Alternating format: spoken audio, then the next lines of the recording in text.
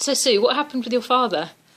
Well, he had a phone call early in the morning, and he normally just puts the phone down on these people, but for some reason he didn't. And they said they were from Microsoft, and that there'd been a problem with hackers, and that they could show him on his computer that there was a file where with all these error messages and where these hackers had got in and messed about with his computer. Mm-hmm. But it was all right; they could fix it.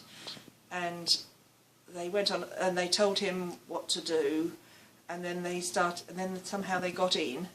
And they were able to pull up these files and show him. He must have been really scared. Well, yes, and he for some reason he sort of started going along with it, and then they said, it's all right, we can fix it.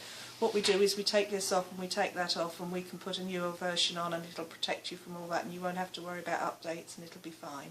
Mm. So off they went, and then he said it went on, and he said, and I was sure it was a scam, and I didn't know how to get out.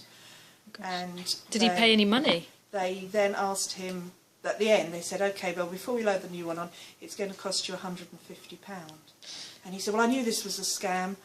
And then they said, well, unless you pay us the £150, your computer, you can't get into your computer, and you haven't got your old software on, and you won't get any new one. We've taken all your old software off, and we can't load the new one on until you give us this money.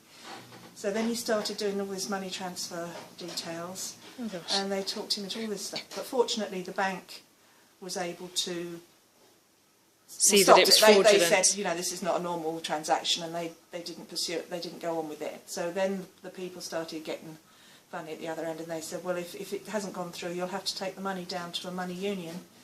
You need to go and get the money out and take it down. This is your nearest money union. Oh my gosh! And it went on, and he was in a terrible state. Bless him. It was very sort of, I've been done, but what can I do about it? So what did you do? He said, well, I can't get £150 just like that. I've got to go to the bank and get the money out, and I can't leave the computer on. I'll have to turn the computer off, and then I won't be able to get back in and everything. And they gave him a password, and I think that was a mistake on their part. Okay. And he was able to turn the computer off, and then he rang me, and I said I'd get hold of Steve at Frontline Connect, and then Steve said just turn the computer off, and Steve can get in and fix it. And we stopped the bank card, and we told the police, and the police have got a file. The bank say they've stopped his card, he's got a new card coming. Yeah.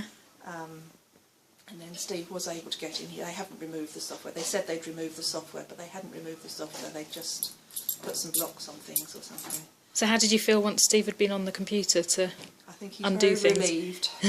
He's got away with it. He hasn't, as far as we know, he hasn't lost any money over his card, and his computer's all up and running. Good. Now, Peace of mind. Peace of mind. Thank you, Sue.